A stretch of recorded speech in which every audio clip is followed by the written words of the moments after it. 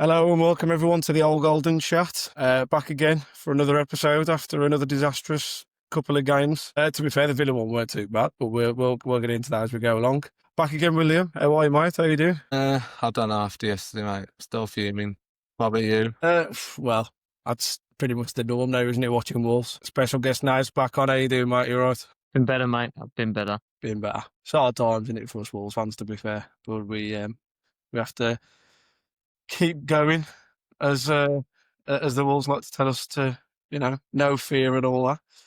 Got a little bit of slander from my Forest mate all of yesterday, so I'm well happy with the Wolves at the minute. I'm absolutely ecstatic with them. But I think first, to get any positives that we can out of the way, we should probably go back to the Villa game because we haven't done a podcast since then. So we might have lost. We lost 1-0 to Villa on the weekend. It was another good goal from outside the box, which we didn't close down quick enough, as per usual.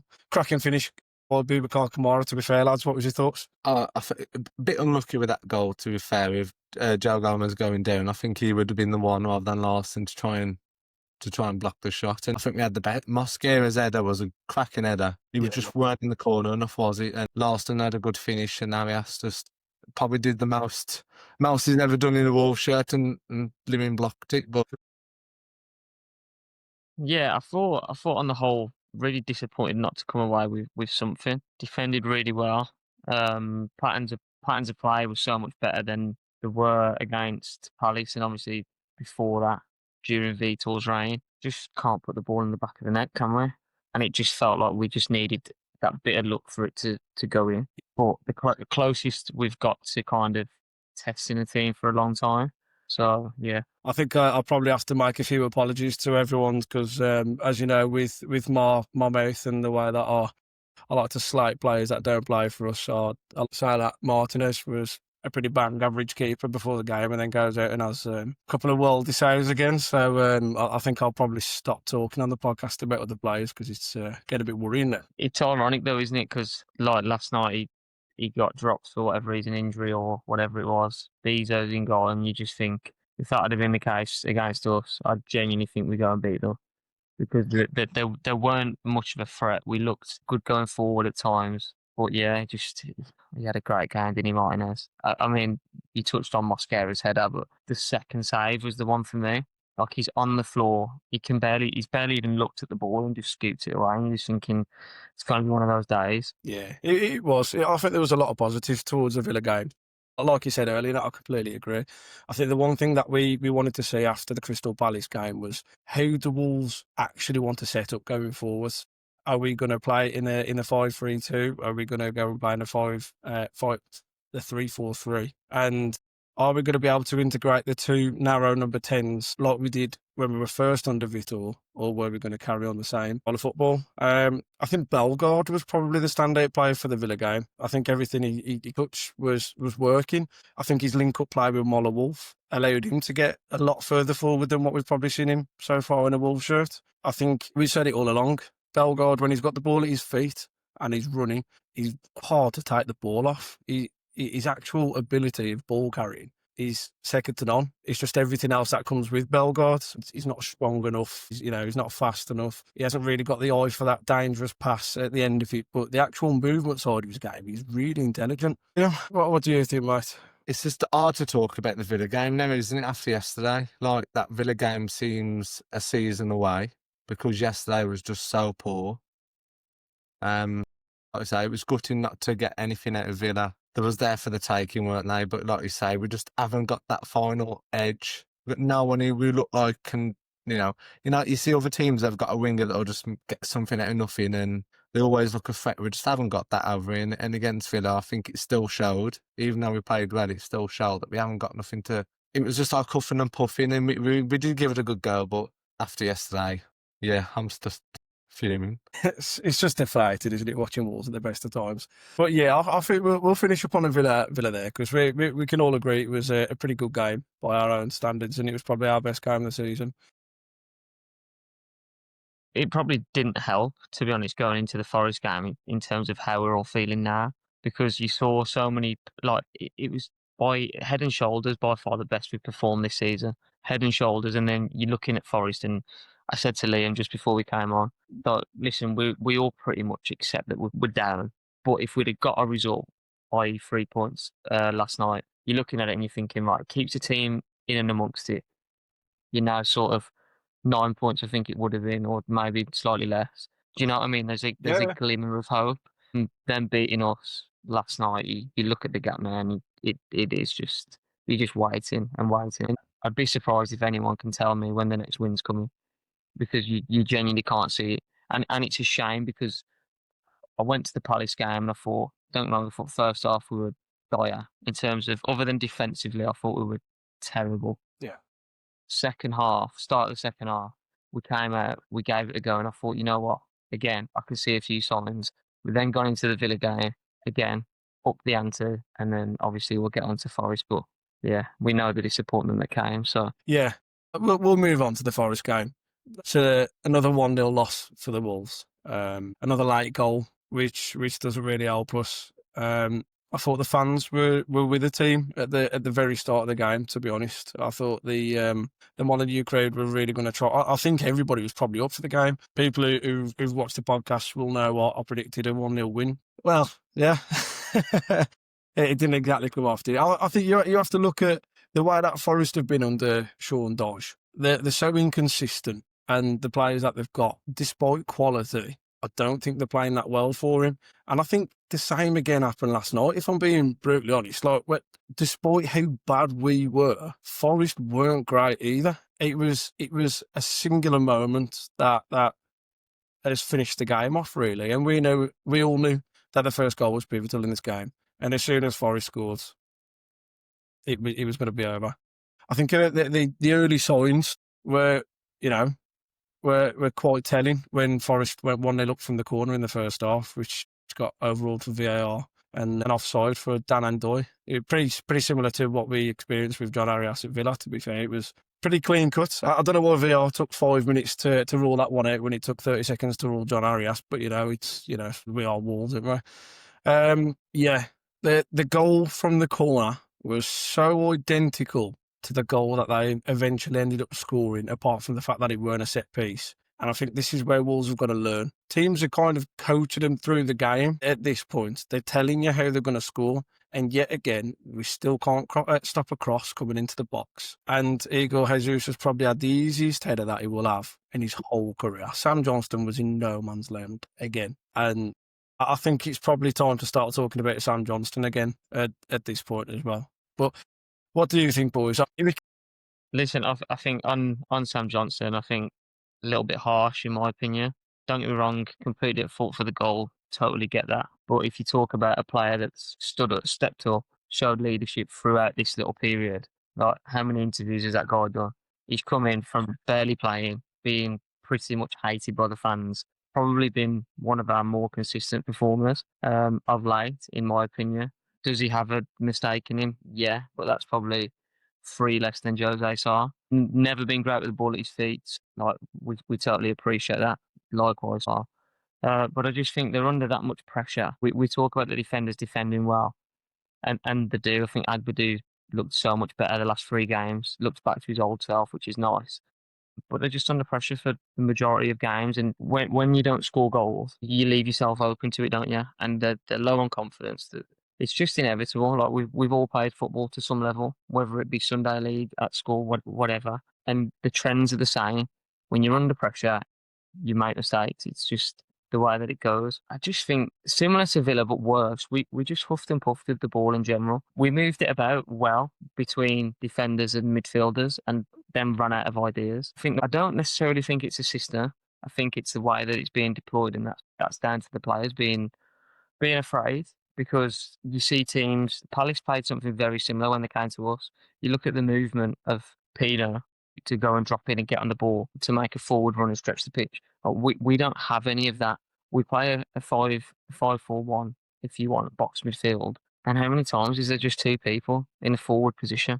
How many times does David Mollewolf get the ball on the halfway line and he's got absolutely nothing in front of him? It just baffles me, because they're so negative, and I get some of that is confidence, but I'm not having that you can't go and make a forward run. I'm not having that Jackson Chichua, for as shit as he is, and trust me, I'd ferry him back to Italy in a heartbeat if I could. If that guy is a footballer, then I could play basketball, and I'm 5'7".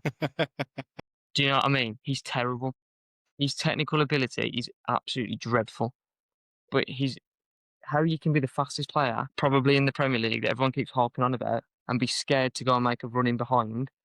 Not even a forward run, because he's done it a couple of times and he hangs out. No, go and run in behind the back line from a deep position. It's so hard to track. Not many people are catching you. I think he did it once this season, and don't get me wrong, he missed the chance. I can't remember who it was against when he went one on one.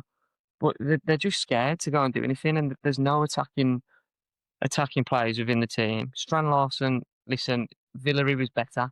He seemed up for the game. He went and put himself about. Last night, it looked like he could not be bothered again. And I'm not critiquing his sort of lack of goals, because he barely gets any service, but just looked like he bothered. What's it take for him to be dropped now? And I'm not saying what we're bringing in is much better, but just have a bit of fight about it. Yeah, there's probably 3 or 4 players that you can name that actually look like they're bothered on the pitch. Do you know what I mean? I feel sorry for the midfielders, because we've built a squad that is just so unbalanced in terms of profiles. What progressors of the ball have we got? Bellegarde can do it, but only so much. Do you know what I mean? He's the only one. Andre does it from deep areas. We get the ball forward, and then we all panic. 1, because there's no runners, and 2, because we're scared to get something wrong. Because out of possession as well, we just get bullied. In transition, we get bullied. We cannot handle it. And you're playing a system that's got 5 defenders and 2 holding midfielders, and we get ripped apart in transition because we're unbalanced and players are being asked to do jobs that they can't do. Yeah, just so frustrating. Again, like we looked okay in possession at times in and around our own area. Other than that, didn't create anything until probably the Arias chance. Which don't get me wrong, everyone looks at that, it's gone, he's missed a sitter. Should he score? Yeah. It's just the pace that the ball comes in and the angle that he's attacked it from as to why he's missed it. But you score that and you're thinking, you know what, you've got half a chance, because Sean Dyche's team just looked abysmal again, just like they did most of the time he was at Everton, just like the time he was at Burnley as well. You know what you're going to get with him, and it's so frustrating, because you just think if you turn up 100%, play with a bit of confidence, you win that game. And the only positive I come away from is the fact that Gibbs White didn't score. And that's probably, honestly, because we just look devoid of confidence, void of effort. Just so demoralising, weren't it? Yeah. Well, let's move over to you, Liam. I know when obviously we sit together in the stadium, I know you felt quite strongly towards how Strand Larson was playing, and in particular some of the punching of Sam Johnston as well was something that we highlighted. I agree with Nat before I let Liam talk. I agree with Nat in terms of he has been probably the only leader on the pitch, and the way that he's conducted himself around the ground as well. Even just coming out at half time yesterday, it was 30, 40 seconds before every player doing runs, doing sprints, just to make sure that he's warm and he looks professional for the game. I think it's just sometimes I just get so frustrated when he can't command his area. He comes out and he just tries to punch everything. Look, it swings around a base. Would I rather have Jose Sean and goal at this point? No, I think it's time that he moves on as well. But that was my kind of gripe with Sam Johnston yesterday, was the punching. Despite he made a great save from the free kick as well, I've got to say. But yeah, it's the punching and his lack of ability to be able to hit the ball into the right areas when he's kicking it direct, to be honest. But go on, Liam. Have your say, mate. Yeah, I agree with both of you and Sam Johnson, where he is a leader, to be honest. I do like him in that aspect, but then I agree with you with the kicking. His kicking just needs to improve. So yesterday, I don't know why he was curling the kick so much. The strikers couldn't get to that position where they needed to be. But then again, even if they're in there, I don't think Larson won one header. I don't think Tolu won one header. The both of them, I don't know what to pick between them, because they look awful. If I was looking at the back 5 straight away, wing backs, the best teams, wing backs for me, have to have wing backs that could do a job on the wing. Ait Nouri could do a job on the wing, you know. Even like Johnny and Doherty, when we had them in them areas, they'd be doing something to help the team out. But Moller Wolf, maybe it's because he's got no one in front of him, I have no idea, but you know, there'll be some nerd out there to tell me that I'm wrong, but I swear he passed the Totti the most out of anybody on that pitch. And that's from me just watching the game, because I can't be bothered to watch that game back. But you look like every time he had it, he'd pass back to Totti. And sometimes when you're 1v1 with that defender, I just want you to just try and take him on a little bit and take a risk. And like you say about Chua, he is absolutely dreadful. Yesterday was awful. And I've said it before, every throwing is a foul throw. And I know people are saying everyone does it. He does every one. How has not one said, you can't take a throw in, mate? I don't understand. And then he's passed back to Johnson. He's in the air. What's Johnson meant to do with that? Like, and Totti's just stood there looking at him. Your captain should be telling him that's dreadful, you know. And what was fitting for me about without back five again? Cross comes in. Chan, he just comes on the pitch and he's jogging. He should play for Wolves again. He jogs over. The cross comes in. The three biggest defenders, free header. How is that even happening? And like, you know, I don't think I like Mascara because he does have a go, and you can tell that because when he came off, he had a good reception, didn't he?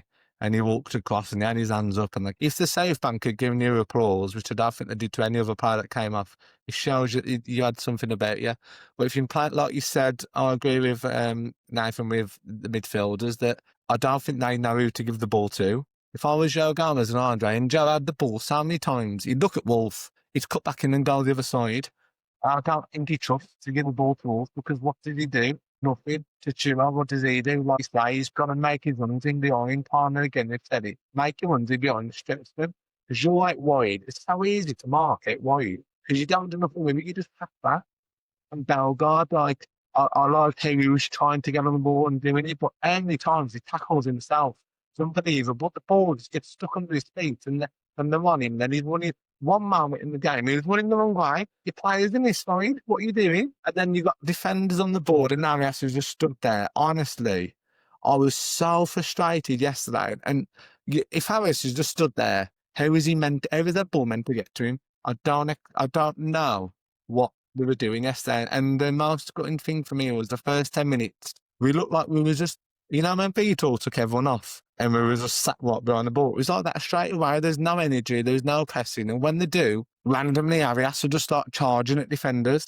So then the next one's like, oh, actually, I've got to start charging. And then we just get brought out of possession because there's no plan how to when to go. Heated man, if I've ever heard one. It's like laziness, man. Like they say, you've got to run. Mate, in footballers, you should be able to chase and run after the ball. That should be a given. You're playing in the Premier League and you don't run after the ball, honestly. Yeah, there's not one singular chance in that game that stood out to me. In fact, I think the one shot that we actually had was that much of a joke. Marshall Monetzi was on the left-hand side and passed the ball to the keeper. That's the shot that we had throughout that game.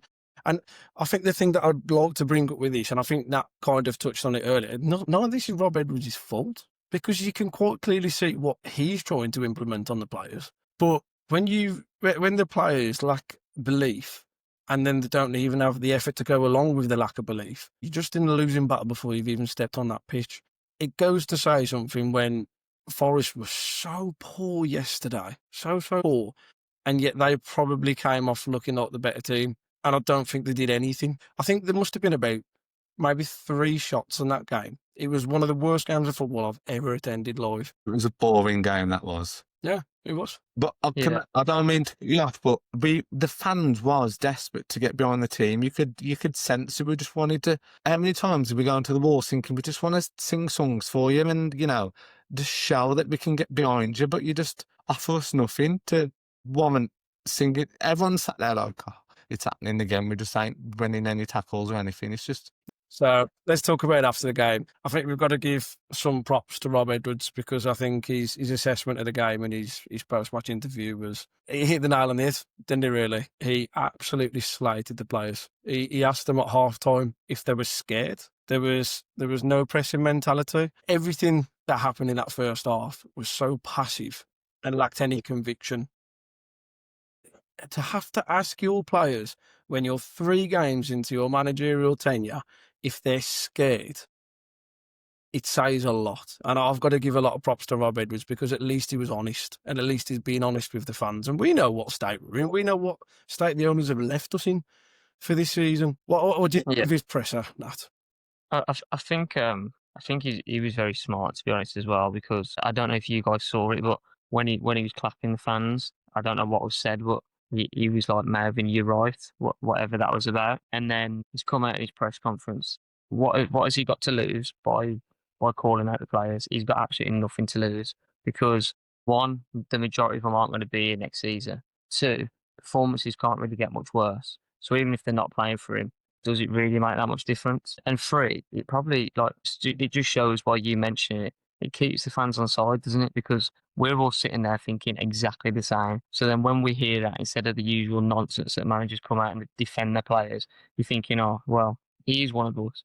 He does get it. You want to support him a bit more, don't you? I feel for him because even though results haven't been there, I can see things that he's trying to put into place and implement. And I know like he came with sort of the kind of reputation of he's boring, he doesn't really score goals. And look, I'd be lying if I said that I wasn't skeptical of him coming in. Did I particularly want him?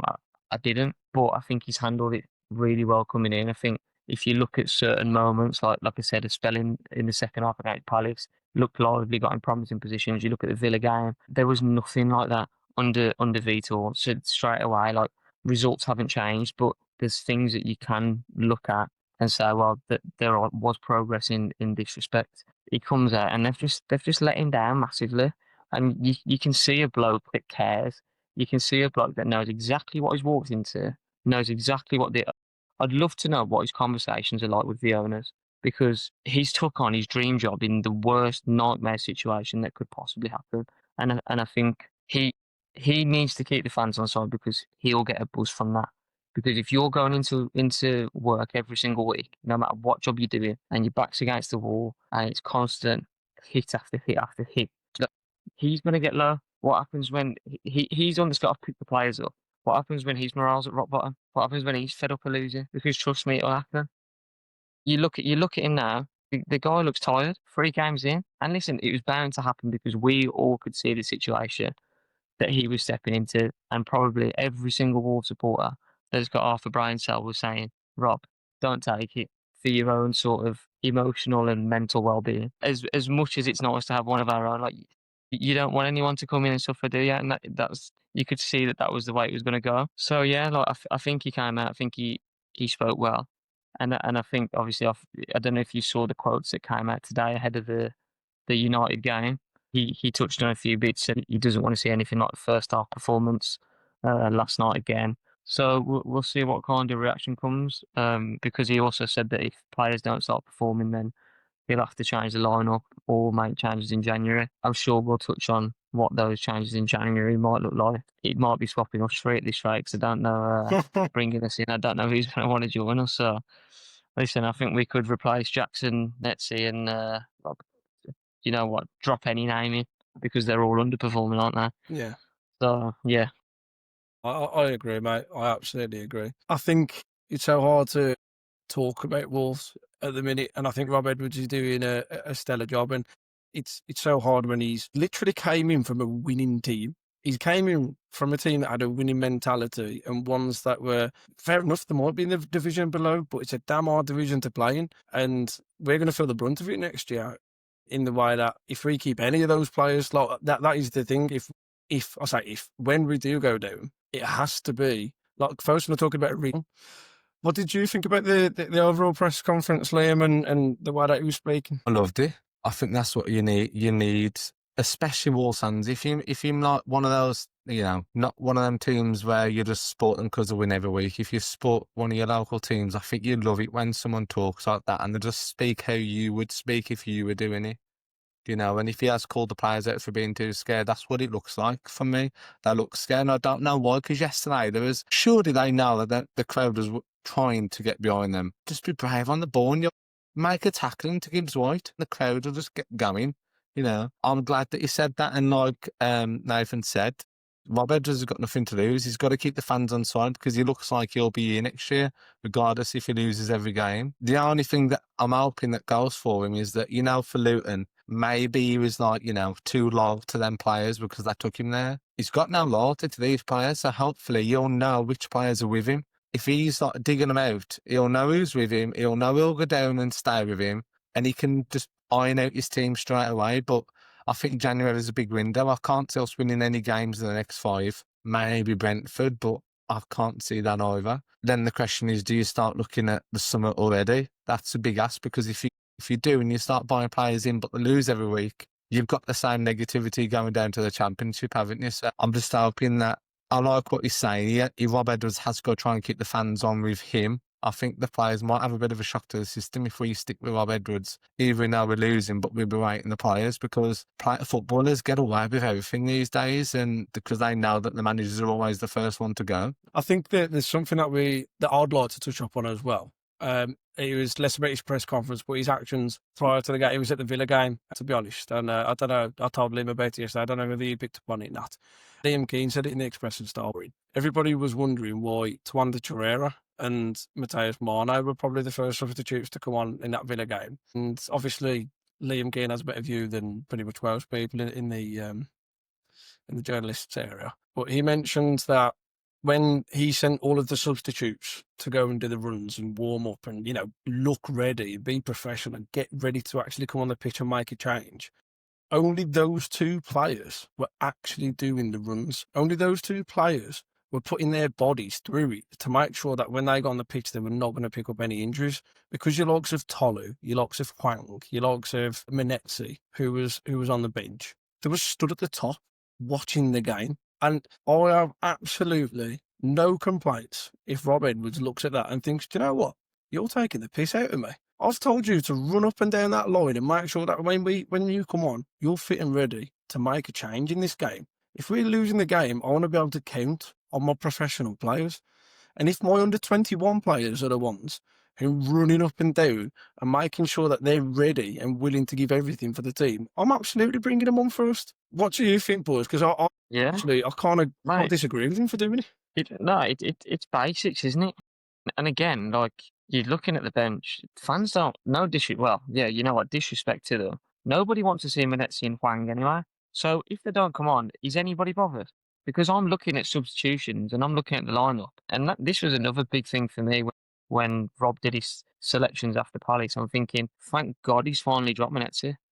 Thank God. So Torreira didn't do anything against Villa, and he's performed poorly prior on loan spells. So I won't give him too much criticism, but I wouldn't expect to see him a lot going forward. Personally, I think a lot of us have been calling out for Mane to get minutes just because he's and this was prior to Rob coming in. This was sort of start of the season. He should be part of the squads and should be getting minutes. He's performing really well at youth level. So I think, why shouldn't he reward those and kind of make a statement to the ones that are underperforming anyway and look to be showing a negative, poor attitude, because that's not going to get you out of the situation you're in. You can see sort of the players such as Andre, such as Zhao, such as Mosquera, as shit as we've been, at least they look like they want to be on the pitch. At least they'll go and put themselves about.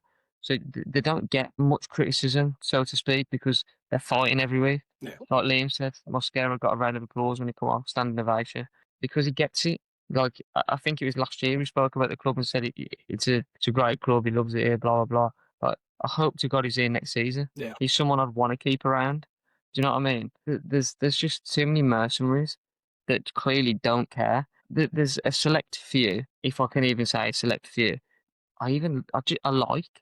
There's so many of them that are just bland personalities that are getting paid ridiculous money, as all Premier League footballers are, and they're just unlikable because their attitude just stinks. And you know what? I said it before the summer window shut. I wish we would have sold Stan Larson. As soon as I heard his head's gone, sell him, because for as many goals as he got last year, there's a lot of faults in that player. And if he would have gone somewhere else, he would not perform to that level. I'm not saying he would be a flop, but I'm saying he wouldn't have got as many goals as he got for us because we were playing to his strengths. Likewise, this season, we're not playing to his strengths. We're not playing to Tolu's strengths. We're putting him up there because they're 6'4", 6'3", thinking, oh, well, just launch it up. You know, Tolu's got to turn a pace. Tolu runs in behind. Tolu is getting in good positions in the box because he's not having a ball lumped up to him and then got to run 40 yards to go and attack it. You know what I mean? Like, so there's a lot of reasons, but yeah, it just adds insult to injury, doesn't it? When you read things like that, because they're not things that unless you're there focusing on the warm up, which how many of us are when one were at the game. So you're watching it on the telly. It's very rarely on unless they've got a little snippet about, oh, so and so is doing it. It's normally pre-game, isn't it, when they're doing the warm-ups and they show it. So it's things that you wouldn't pick up on. But fair play to Liam, because we're very sort of critical on the Express Star and the local journalists in terms of what they put out about the club, because normally they're very, very soft and gentle, which I think the questioning towards the club still is. But putting out stuff like that, fair enough, because it could quite just stick it under the carpet and ignore it. To be fair, I think that's a perfect segue for me, because I've met Liam quite a few times, to be fair, and had a few conversations with him, and he's pretty open and honest if you speak to him to face. And I think he said it on his podcast as well. As much as we want answers, he's a fan as well, and he wants answers. And leading to Fosun, they don't want to talk to him. They won't write in the journal again.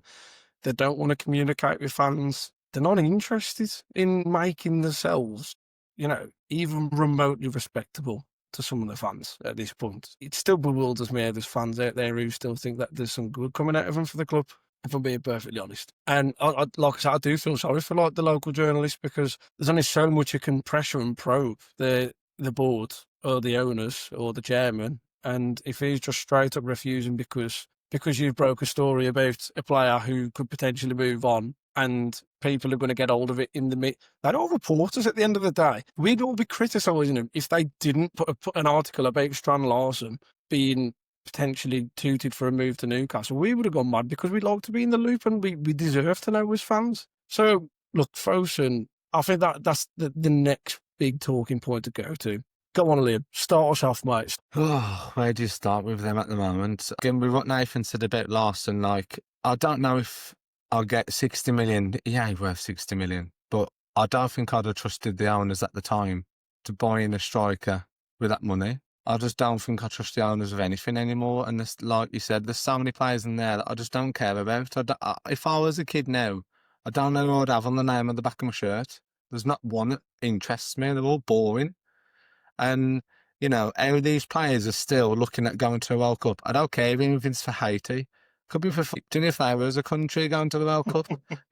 They don't deserve to play in the World Cup. They're like Minetzi and whatnot. They don't deserve to go to the AFCON because they're not performing. How can they play for the countries? It's just a joke. And I'm absolutely devastated that Jackson Chichu has been left out of the provisional squad. Devastated. Honestly, I'm going to keep tweeting Cameron and say, please, he's so good, take him. I think it's big volumes, to be fair, as well, that they've chose Christopher Wu, who was actually a summer target for Wolves, as we've reported on it a couple of times. He was a big target for Wolves, and he plays at centre-back predominantly, but can play on the right. And he's been selected to play for his national team as a right-back over the actual right-back himself. Terrible.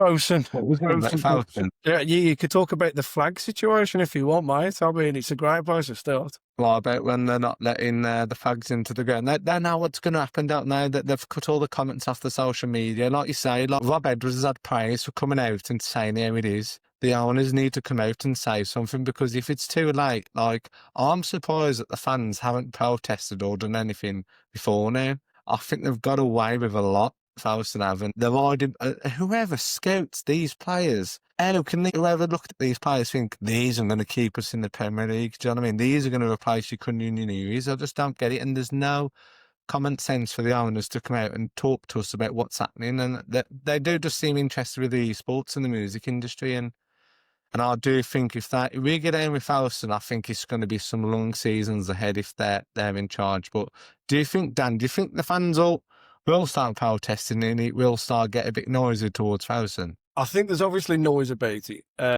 There's been a couple of social media posts today that I've seen online about a crowd meeting up before the Manchester United game outside of the stadium. My problem for me is, and I'm going to try not to slag off the fans here, because at the end of the day we all support Wolverhampton Wanderers. For me, we're very vocal in the stadium. When you're in there and you're not chanting or you're not pointing the finger towards the owners, what's the point in protesting outside the stadium before a game? Because you're only going to walk in it and clap nothing anyway. There was points in the game where there was chance for Fosun to go, and there was people behind us who was berating the fact that we was getting on the owner's back just because of the team. We're at 0-0 at that point. At that point in the game, we was playing poorly. Like, we're not happy with what we're seeing. We're not happy with what's going on the pitch. And I'm very pleased that none of this has been directed towards Rob Edwards because, again, he's came into a sinking ship. If you're going to go into the stadium itself and you're not going to criticise the board, and whether it's protests or not before the game, doesn't matter. If you're not going to go in there and make your voices heard and you're just going to sit there silently, what's the point of protesting outside? Because when you're on TV and you can make the most noise and you can engage on social media outside of it, and fans can start to take interest from different clubs about what the situation is at Wolves, that's when movements start to happen. None of this, let's go outside the stadium and hurl a bit of abuse, because it'll last 10 minutes and then we'll go in the stadium and then people will be going mad when you're trying to make a stand within the ground. That is my problem with it, to be honest. Do you think it would work if the people that were protesting went to their seat late? You see some teams do that as well, don't you? I don't think anything will work, but just to make it for them, there's just got to be a way, isn't there, that our discontent can go towards them, but at the moment it's not happening, is it? What do you think, Nathan? I just think I'm gonna end up really going on a tangent here, to be honest, because I've been absolutely itching. I've been itching for this segment of the podcasts like since yesterday. I think, mate, I think it's got to a point where fans are so disillusioned. It's been a slow drip feed, hasn't it? Like of 3-4 years worth of just constant shit from the ownership. The way I describe it is like you've spent so much time building this Lego rocket, for example. Took you months and years, and then someone just come and started taking out piece by piece, and then knocked it all down. And it's like, yeah, okay, I get the praise for Fosun when they first came in, and they made us a really competitive team, and we're on the cusp of Europe. And then what they've done since is nothing short of a disgrace to the football club, to the fans, and it affects every single part of the club. The club that we have now is nothing like the club that I first started supporting as a kid, or when I first got my season ticket at the Championship relegation double dip. It's just miles apart. There is nothing to like about the football club. We've got a stadium announcer which is bland, boring. We've got an interviewer who interviews managers and players. I can't stand listening to him. He's boring. He's not like. I feel like you need people that are from the area that get the club. Why have we got a scouser interviewing people? Why does it need? You could do it. Genuinely, you could go and interview people. We've had people that have been like ingrained, connected to our football club for so long, and we've had all of these people stripped away, and we've just had empty people come in, and it across board. Look at Matt Jackson coming in. I don't know if you guys watched his interview. Yeah. 10-minute interview. Why does he feel the need to even slightly defend our transfer visit? Oh, well, we've done good things. The fans know exactly where we are. We're not stupid. Stop talking. Oh, well, we'll just feed them this bit, which is slightly positive and looks like we've got a plan. And then we'll just defend the owners and give them a little bit of a boost, because that will help me. And all I know is what the club and this current ownership have taught me and given me through Grasshoppers. So we'll bring this person in. But no, you've got rid of a load of good people. Most importantly, Dalrymple. You have consistently promoted your own people so that there are no longer anybody that the fans can relate to, nobody that has got an outside voice to fight what you've got going on.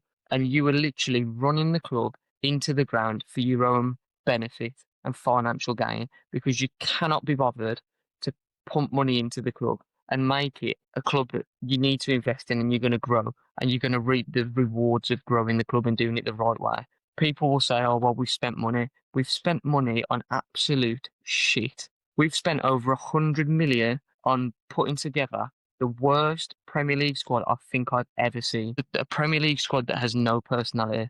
A Premier League squad that I genuinely, and this is the first time I think I've said it, genuinely believe we will beat the tally that Derby have set in a negative way.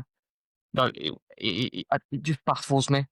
And the thing is, we look at the transfer business, and I've just been critical of it, and we've spent over 100 million, we've bought these players in. Our targets weren't the ones that we've signed. We've signed these players because we're that slow and we're that stupid that we let things carry on and we're half-assed and all, well, we got away with it the season before. We're now on like, Jackson Chichua cannot be any higher on the list than fifth choice target. I'm convinced.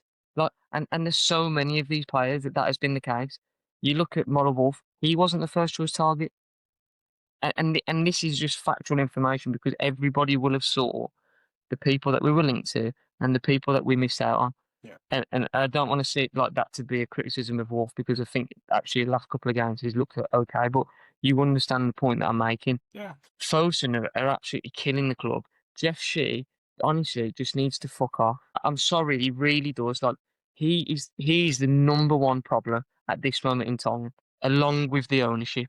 I don't know if the ownership are keeping him in because they think he's doing a good job because he's doing exactly what they want him to do. Don't really spend a lot of money. Try and scrape the club into keep them in the Premier League. Fans will be happy because they're still in the Premier League, and we'll give them a little bit of hope, and we'll do the cycle again, which has happened the last 4 years. Mm. Or if they're just not sort of at all interested in the club, and they don't really have an understanding of either football or what's going on, because even when they turn up, let's be honest, do we think they care? They turn up to what, 3 games a season? It's not. It's pathetic. They don't turn up. They don't put money in. They don't deal with the infrastructure. They've promised us the world, and at one point they were delivering that. And that's the frustrating thing. At one point, we were a team that were feared. We were a team that had quality, had pace, would go and hurt the best teams. We got into Europe. No one's expecting Wolverhampton Wanderers to be in Europe every year. But what we expect is having a club that on and off the pitch is competing. We now can't even paint the stadium properly.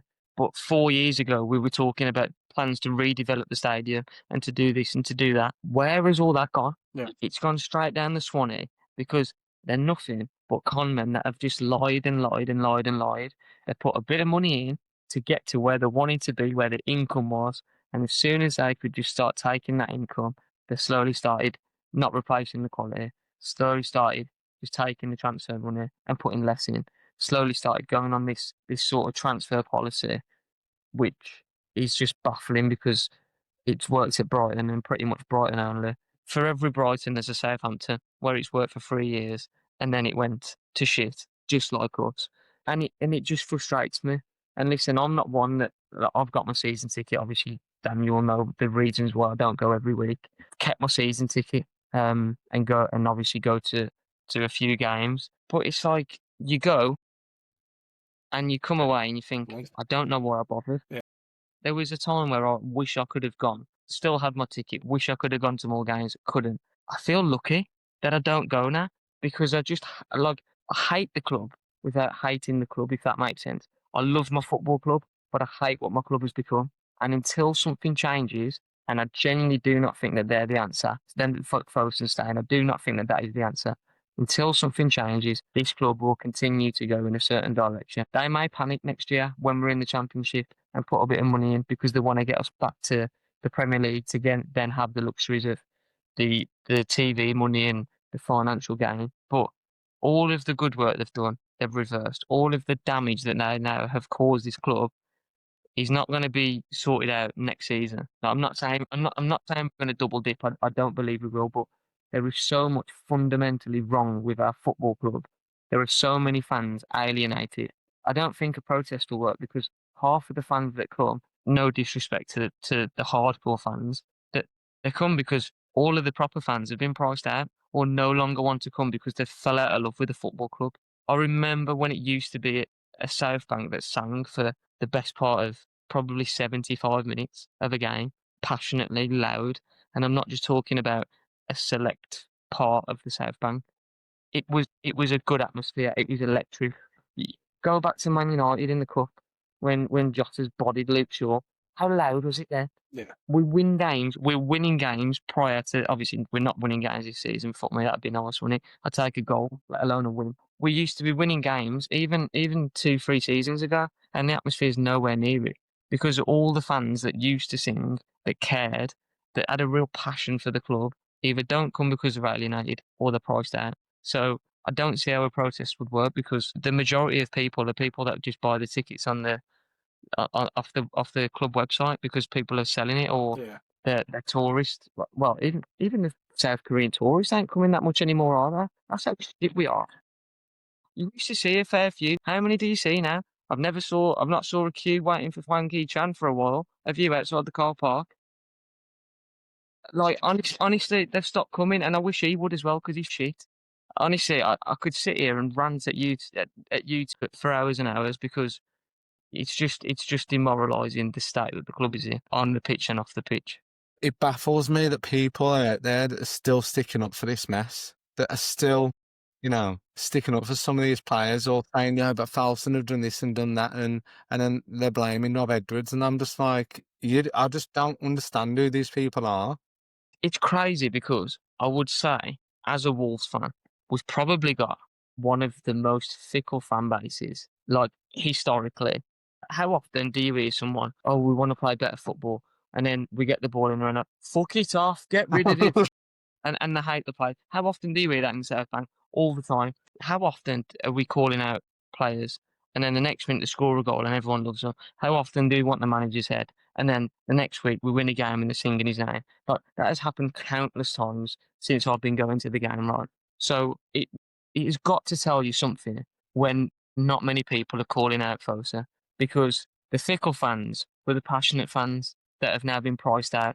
So as fickle as they are, and as annoying as that can be sometimes when you want sort of, so yeah, literally, like when you're looking at it and you're thinking, just be a bit more open-minded, like understand the game a bit more, calm down with your opinion. Like you'd have them back in a heartbeat because they're the ones that are spitting feathers. They're the ones that are on the pitch in the double dip against Burnley, like we spoke about before we came on, that are giving absolute pelters to Moxie and Morgan. Nobody would do that now. You won't get that now. Not a chance. And why did they do it? Because they were fickle. They were fickle for a number of games, and they hit the point where they had enough, and that was it. It boiled over. That passion has been drained from the football club, and it's like I said to you, it starts in places that you don't even realise. Like how many of you, would either of you have picked up on the person that interviews the players before I've mentioned it? But now I've mentioned it, do you go and watch an interview and watch it and think, fuck me, could he just It's sound a bit something I've excited? thought about for a long. I can't criticise the bloke as a person because I've never met him, but I have never. And I said it to my missus about a year ago. We got rid of Gemma Frith, and I thought she was actually okay, even though she wasn't from Wolverhampton. I didn't mind her too much.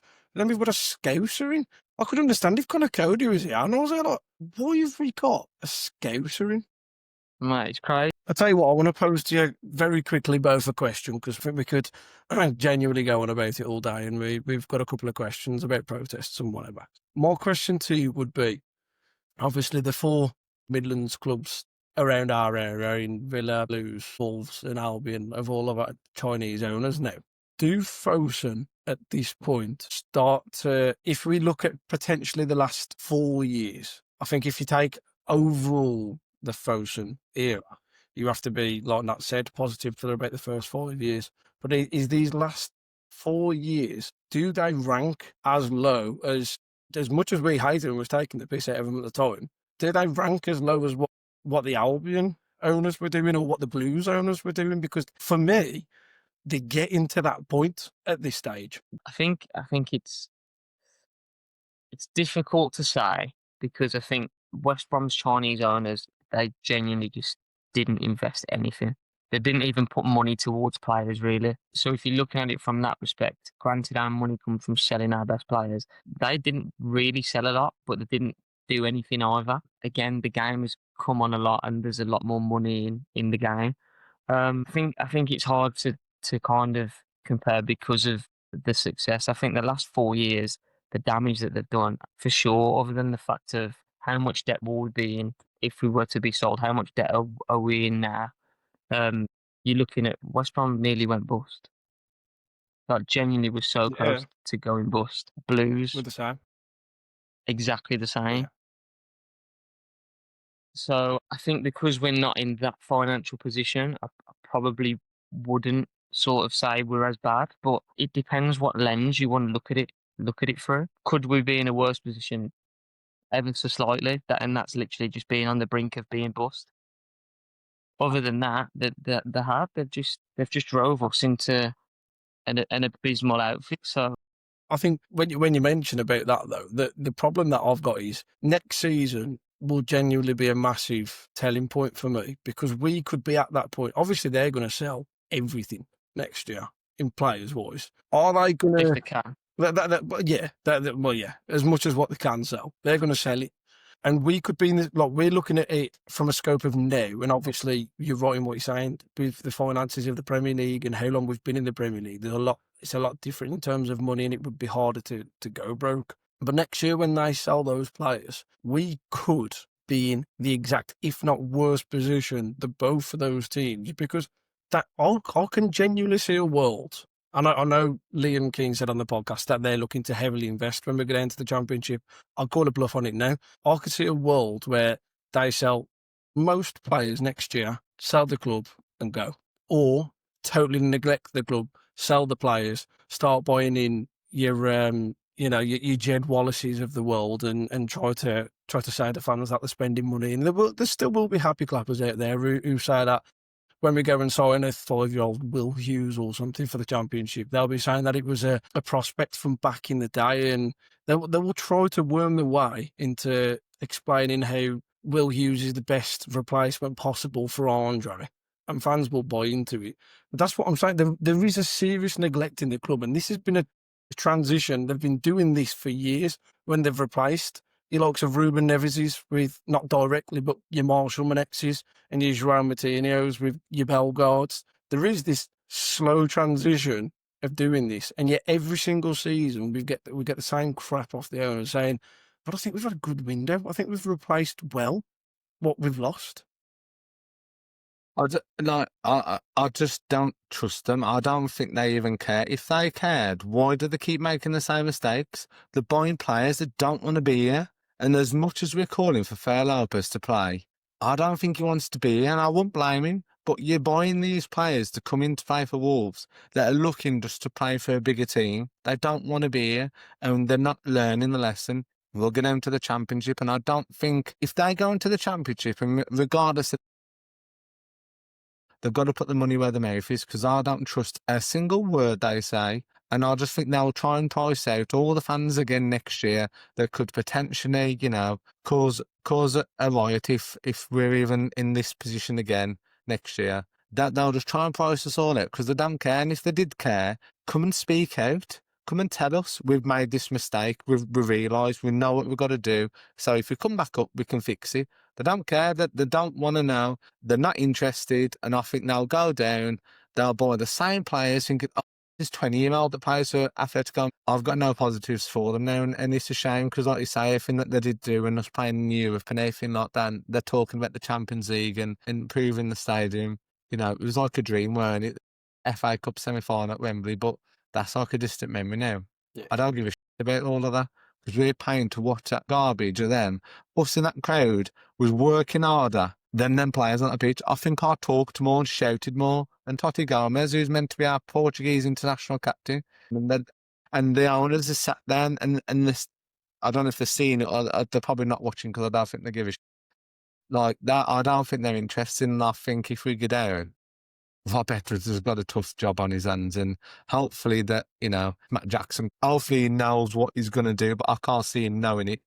But like you say, we're definitely going down. I don't think the owners care. I think Matt Jackson he's been part of Wolves for absolutely ages now. But obviously he was all to do with the business side. He's nothing but anything to do with finances for Wolves. He's someone who's there to commercially grow Wolves. He's not there to be a director of football. He's not there to even bring in better coaches. I mean, the coaches situation at the moment's a laugh. Rob Edwards keeps coming out. He's being asked in every single press conference, so have you got closer to bringing in your team? And he was forced to say in the last press conference that he's trying hard to get one more in. We've only announced 2.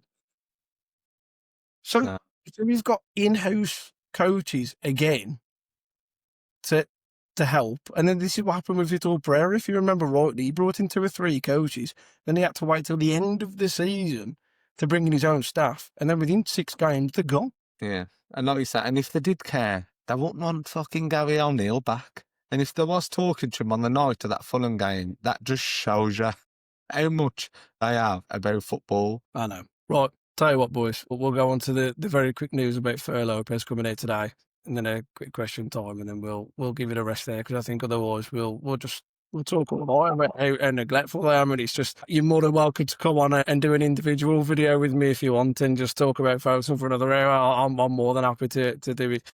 But there was news today, obviously, about Fer Lopez, who we haven't seen in the last few recent matchday squads due to injury. Not played much football this season, and it looks like he's set to be going out on loan, as reported by Liam Keane. Celta Vigo, his former club, are interested in the player. I don't know how their fans would feel about that with how many rat photos we got at the start of the season, but he needs more first team minutes. For me, should be in a Wolves shirt. I think we all probably agree on that. Should be in a Wolves shirt, especially in the position that we're in. But yeah, for Lopez to be loaned out is something that's probably going to happen. Boys, very, very quickly, what do you think about the situation? He must just not want to be here, do he? We all want to see him. Surely Rob Edwards has put him in.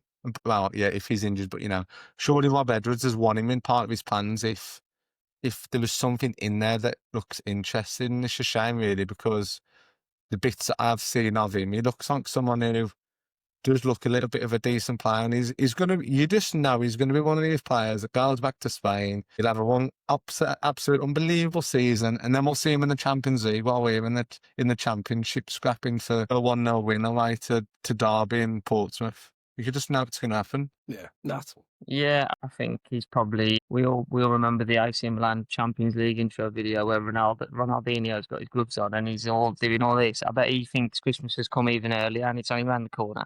Not for the fact that that he doesn't want to be here. Probably doesn't with the situation now. Start of the season, I think he did, and he looked highly motivated and he wanted to get on the football and he looked really interested. And at some parts, mainly because of how bad we were looking at him and thinking, God, he's the one that could turn the screw for us. We're kind of pinning our hopes on him, even though we knew nothing about him just from a few 16-minute cameos. Listen, I don't know why he's not getting or hasn't been getting minutes. It seems a little bit fishy to me, the fact that he's missed a few games with knocks and now he's linked to a loan move. Something doesn't seem to add up. I think Rob Edwards' video when he came into the training ground and during the international break, Fer Lopez was doing like plyometric stuff. He wouldn't be doing that if he was injured. Trust me. He really wouldn't. It just, when you think that it just couldn't get worse, you just think that being a Wolves fan could not get worse. And then it just seems to continue and continue and continue. And I just think to myself, how are we in a predicament like we're in? And we're still, before we're even talking about somebody being linked to come in, we're looking at another departure. Yeah. Just look at the bench from Forest. Someone was signed that Chinese lad, didn't we? Oh yeah, sure he'll be class, won't he? Yeah, brilliant. Like it just comes to something when you're looking at another departure. It comes to something when we will be in 2020, and we all want Matt Doherty playing at right wing back, and he wasn't good enough to get in the team 3 years ago, and now we're pinning our hopes on him coming in because he can actually kick a football. Like it baffles me. I just don't understand how we've got there. And like you touched on Matt Jackson, Dan, about how he's been at the club for a long amount of time. It was absolutely farcical when he said in his interview that he was involved in building this loan system, the same loan system that sent Nathan Fraser to God knows where, and he's come back and not kicked a ball since. The same person that's loaned all these players and got all the loans wrong to not fit the players where they've gone. I wouldn't be bragging about it. I definitely wouldn't be mentioning it in an interview. You're judging how many players you've been able to get out on loan, then yeah, fair enough. If you're talking about the success of the loan spells, I don't think we've had it. then exactly. This is what I'm saying. Yeah, he's come out and been like, I've done this, I've done that. If I were you, Matt, I would have just said I don't want to do the interview. Or I'll just do a 2-minute segment and say this is what we're going to plan to do going forward. Nobody gives a shit what your previous background is. Just come in and do a job. We mentioned, obviously, Fosun as well. I just want to touch on this very briefly. They don't talk. All that's ever comes out is transfer news, pretty much departures, links with Joe Gomez going, etc., etc. Now Fer Lopez. It does not surprise me that they don't come out and talk. because when they do come out and talk, and it's like scripted the way they want it, they still find a way to it up, No, yeah, completely. don't they? Yeah. Look at Jeff's meeting with the businessman where he didn't really want to talk about the club, and he still found a way to just talk shit and annoy everyone. Look at the one where he's done it with the club, with our club. Oh, I think we've had a good window. I'm sure January will be a bell to Jeff, just like the last 6 windows that we've had, where you've signed lesser players. Because the reality of it is, Dan, we'll loan Fur Lopez out, and I guarantee that a player of the same quality does not come in. Because there is not going to be a player that wants to join Wolverhampton Wanderers in January that is ready to be a Premier League player right now. It will either be people that are lucky to be playing in the Premier League because they're old and they're coming to the end of their career, or it'll be more young players that are hungry and they're absolutely buzzing to be at the football club to get a chance to play in the Premier League. It won't be quality players that are coming in. And let's be honest, like, we just want somebody creative and a bit of pace in the attack. But if pace in the attack is forward version of Jackson Chichua, then count me out. I am done. I'll tell you what, mate, I would love to be able to get both the order video in a couple of weeks' time before January with just solely transfer targets that are realistic for us. But let's move on to the questions. Let's finish up on the questions because, like I said, the first one is from Tommy Taylor on YouTube. He was asking about protests. He said, do you think we should start a protest, either a no-show, a walkout, so the owners see a sea of empty seats? Our season is already over. Players are hiding in plain sight, not wanting to be on the ball, not wanting to shoot. These players are an embarrassment to the club. We are worse than the Batty Boys era. We've delved into a bit of the actual protest itself. And I think, if I'm being realistic, the only way that you hurt Fosun is by hurting them in the pockets, because they don't care about anything. So anything football-wise, and they've proved that quite well over the last few years. The only way that you hurt Fosun, and it's a shame because it hurts us realistically, is by not going to any of the games. And by the way, I'm going to caveat in saying exactly what I said earlier. If we're not even going to chant for them to feck off in the stadium, there ain't no way that you ain't turning up to a game, because there's so many alpha clappers who'll just say, saying there's tickets going. You have to, if you really want to make a stand, it has to be on television. It has to be at games where there's a public view of disgruntlement between the fan base. And the only way is, for me, completely no show. Everybody can, I agree with the sentiment that the fans made while saying that they want to go outside the stadium and protest. Absolutely. I am 100% down for it. I will turn up to every single one of them. But you can't go from there and then walk in the stadium and clap the fans, clap the players, and, show willing and buy points in the ground and buy food in the ground and buy merchandise because it's 70% off, as they like to tell us at half time that, they've got another offer on home shirts. You have to be clinical as fans, and you have to completely no-show the game. I'm prepared to do it. I don't care.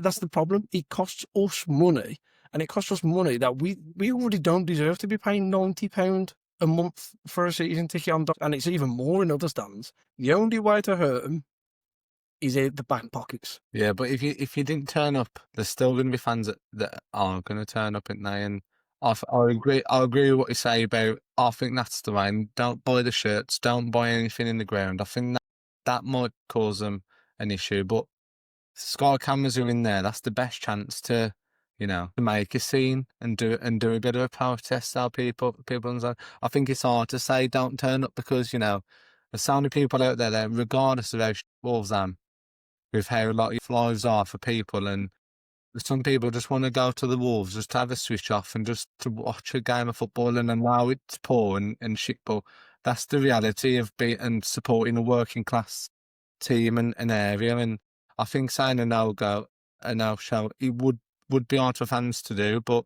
I agree with what you're saying about not buying merchandise. I think that's the way to go for me. Yeah, I think you've got to be careful, haven't you, in terms of not going to games. I think a prime example is Blackburn. It hasn't worked with the Venkies, has it? For me, I always think the protests that work the best are the visual ones, in terms of the clubs that the fans are throwing things onto the pitch in thousands. Do you know what I mean? It stops the game. It causes a disruption.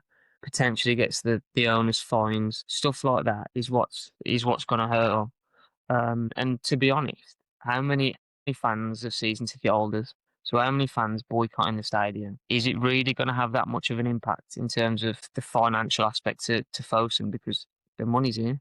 I don't show up to a game and don't sell my ticket. They've still got my direct debit money every month. Yeah.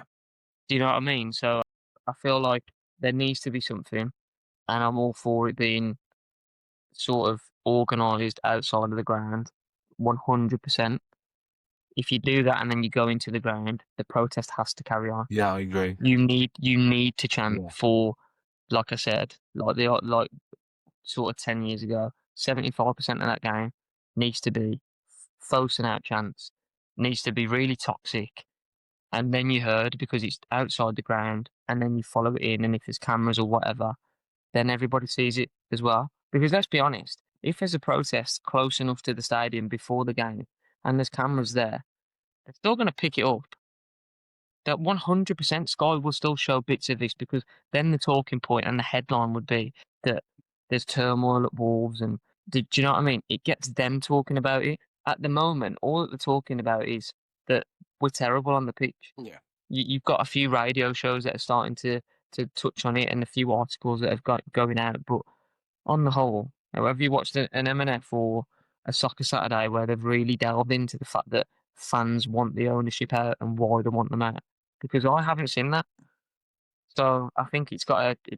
You can do though, but it needs to be planned really effectively, and it needs to be a lot harsher than sort of what the sort of fan groups did.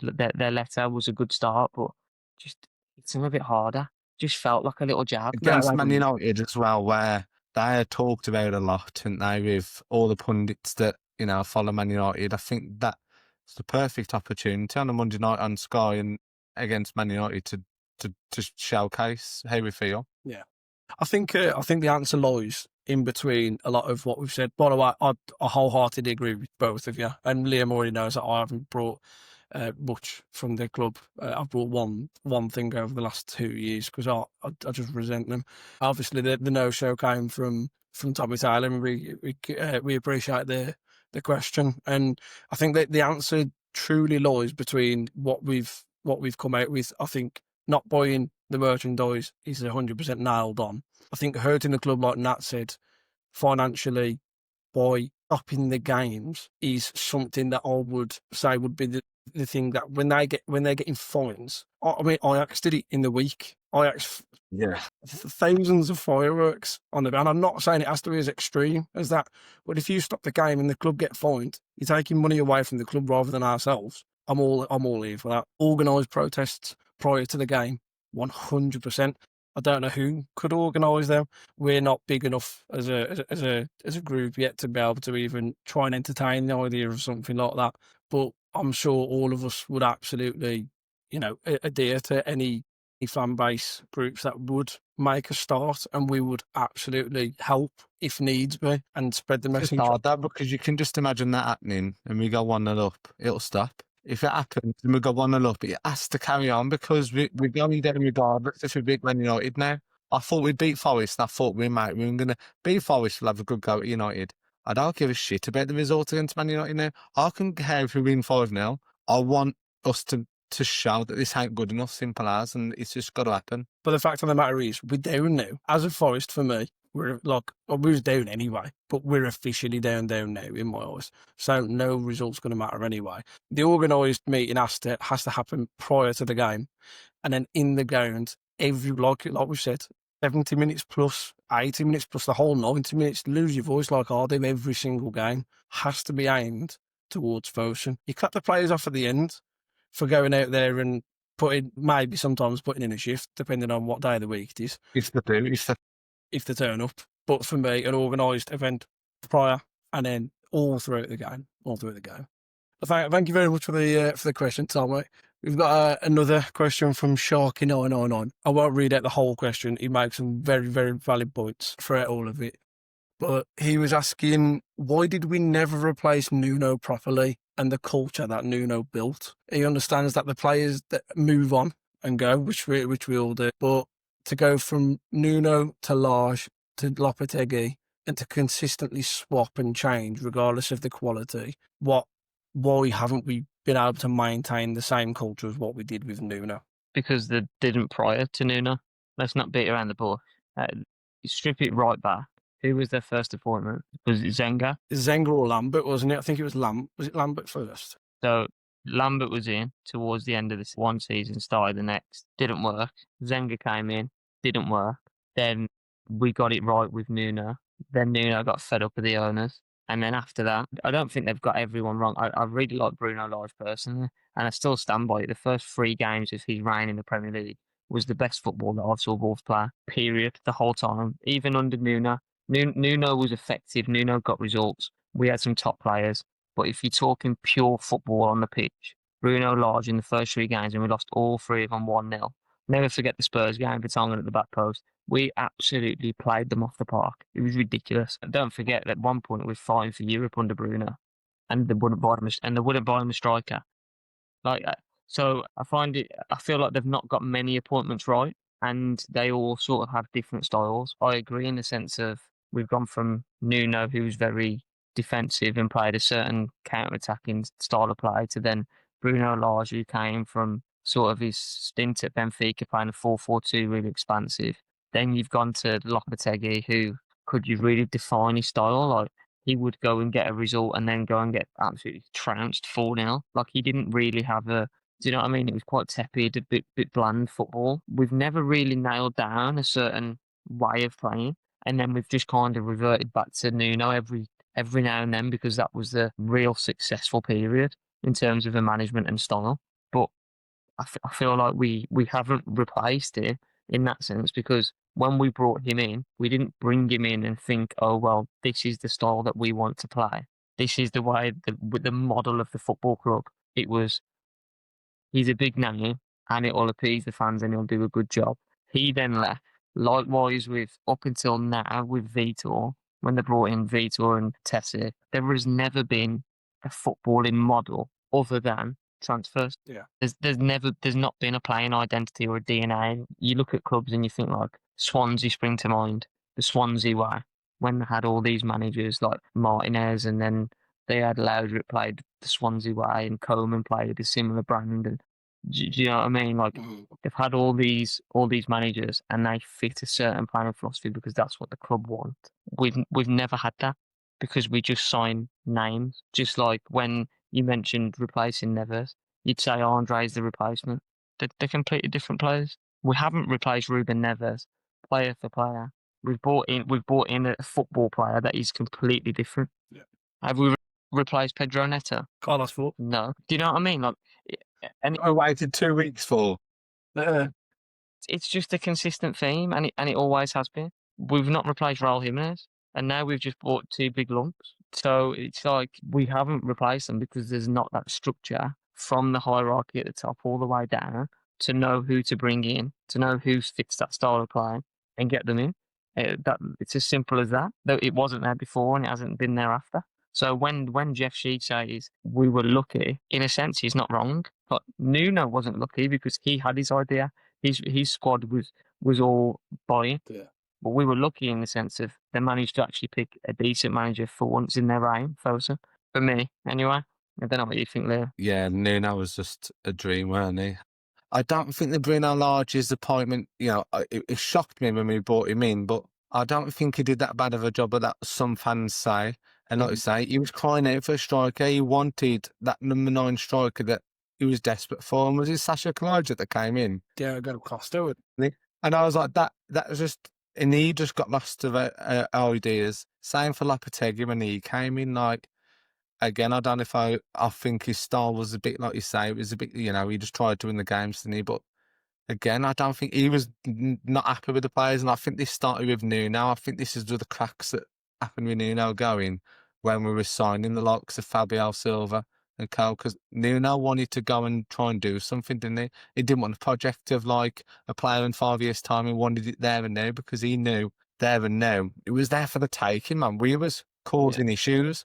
There was all panicking of little old Wolverhampton Wanderers that they'd think about, and we was causing issues. And I think that this stemmed from that moment, and the managers have just been sold short and short and short. But we've had enough quality with a Neto or a Cunha to keep us alive, and we've just run out of ideas, haven't we?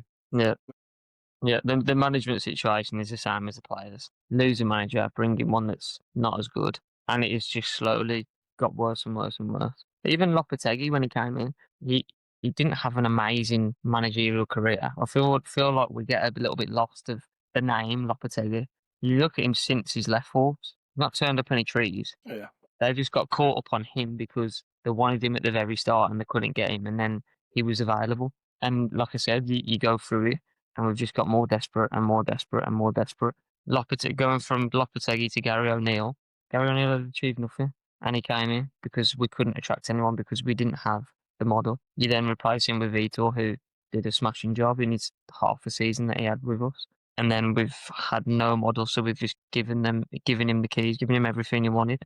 And now what I have no idea what it looks like or what it will look like under Rob Edwards. Absolutely no idea. And this is where the need for communication is, isn't it really? Is he going to have the keys to go and build a squad, or are we actually going to run like a efficient, proper football club and have a structure and sign players that fit a DNA? So it doesn't matter if Rob Edwards is in for the whole season or 10 games of a season or 1 game of a season, because the players will suit the football club and then the manager will suit the football club, and it will go hand in hand. And if we can sit here as football fans and understand the game and understand what it takes to have the sort of foundation, we don't know all the ins and outs, but it's pretty simple to understand the footballing structure.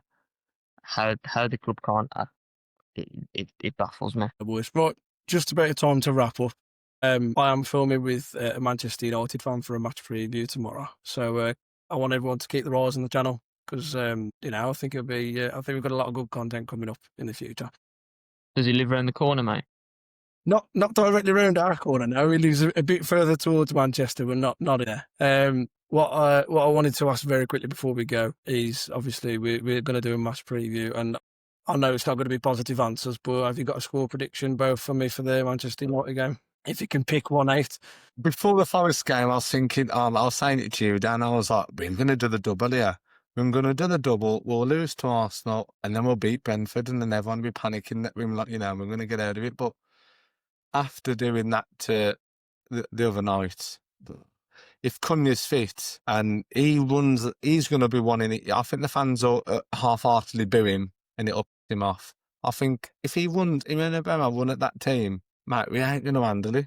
Bruno Fernandes he'll look like Pirlo on that pitch. And I've changed my tune from the other night. I think Man United could easily beat us 3 or 4 now by half time. Half time. What's the score prediction then, Liam? What are you saying? 3, 4, 5, 10? I'll say 4-0 Man United at the moment. I'm just lost. Yeah, you agreeing in agreement?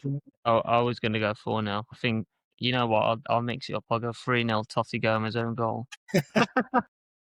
I'm pretty confident on that as well. So if it comes in, What's your prediction? yeah, you're not escaping it, Dan. Come on. I would have given my match prediction in the video tomorrow. I'm going to go with Man United 3-0. But on a side note, I'm also giving a prediction that Jackson Tachua tries to watch a ball over his head and runs off the pitch again as well. That's happening at least 3 times a week. No, you know what, Dan? I'll give you against Man United. I'll give you an exclusive, mate. I'm that confident, and no, I don't have any sources. He'll be dropped. He won't play. There's no way he plays against Man United after that performance. And the reason I say that is Rob Edwards dropped Menetzi. I think he's got the ball to drop Chichua. I cannot see a world where he starts. I'm a bit concerned there. We've got Uber coming in now, but you never know. Doherty's got all now. Just play him. The thing is, Doc could play, and we forget that Mosquera played right back for Villarreal when he was there. I said that. God, I'd do anything. I'd take anyone. Yeah. Honestly, put Solid right back for all I care. Imagine the kicks Cunha's going to get if he was against Mosquera. Yeah. Hwangi trying to right back anyone. Oh, mate, honestly. To be honest, right, at least I wouldn't wish injury on anyone, but Menetzi's going to be out because apparently he's pulled his calf and he went off. Yeah, so he won't play. So now we just need Chichua dropped and Hwang to not feature. Did anyone else see that picture of Hwang comes onto the pitch and we concede with him for like 3 minutes? Yeah. Just a little side note. Diego Gomez will be suspended for the game and didn't want to be involved in all the speculation over a summer move to Manchester United or even a winter move this, right? Boys, thank you very much for jumping on. I think we've covered a lot today, if I'm honest. I think it's been spot on. Really appreciated you both. Liam, have a good one, mate. I really appreciate Thank you. you for asking to come on. Thank you. No, it's fine. We'll get you back on next week. You like the existing fixture now, ain't you? It's always Liam Cooper's coming on. Thank you very much for coming on, mate. We'll, like I say, I'd hope to get you on another video with a little transfer scout report if we can prior to January and to see what kind of situation that we're in. Thank you again to everyone for listening in. Make sure to jump over to all the social medias, give us a follow with the Old Golden Chat everywhere. Jump on to YouTube and subscribe, like and share for us. And we appreciate all the support and all the comments recently. It doesn't go unnoticed. Thank you very much. And I appreciate it, boys. After you know. Cheers, mate.